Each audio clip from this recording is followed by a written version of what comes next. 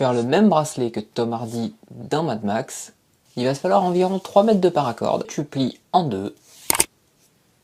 Et ensuite, tu vas faire cette espèce de forme de M. Tu vois, tu as un grand M. Si tu n'as pas d'outil, c'est pas indispensable, c'est juste plus facile. Puis tu vois, tu peux aussi te fabriquer un outil avec un bout de bois et 3 clous. La distance entre les clous en haut et en bas, ça va être la longueur totale de ton bracelet. Tout simplement ton tour de poignet plus 3 cm. Premier brin, il passe dessus, dessous, et le deuxième va dessous et dessus.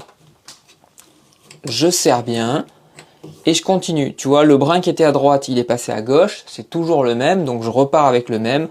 Dessus, dessous, dessous, dessus.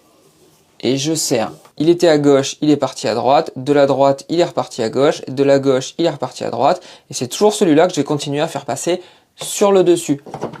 Donc, il passe dessus, sous le copain. Le copain va dessous et par-dessus. Et je serre. Et je vais faire ça jusqu'en bas. Et ensuite, on va se retrouver pour la fermeture. Une fois que tu es rendu au bout, il va falloir passer le brin de dessus dans cette petite boucle et le brin de dessous dans cette petite boucle dans l'autre sens. Si tu n'as pas de petite aiguille comme ça pour t'aider, il va te falloir une petite pince à bec comme ça pour essayer de te faufiler. Mais sur le principe, les aiguilles, tu vises ta paracorde à l'intérieur.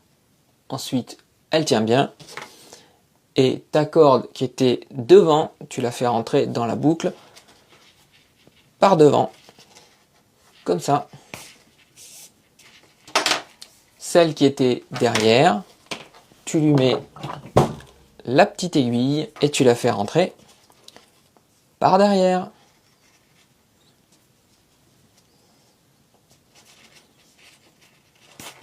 Si tu veux que ça tienne bien, il faut que ça rentre en force. Et pour rentrer en force, il n'y a pas de secret, c'est les aiguilles. Ensuite, on va de l'autre côté. On a deux brins, un à gauche, un à droite. Et celui de gauche dans le trou de gauche, celui de droite dans le trou de droite. Maintenant, tu ouvres ton bracelet, tu le mets pour trouver la bonne ouverture. Et au bout, tu fais le nœud d'arrêt de ton choix.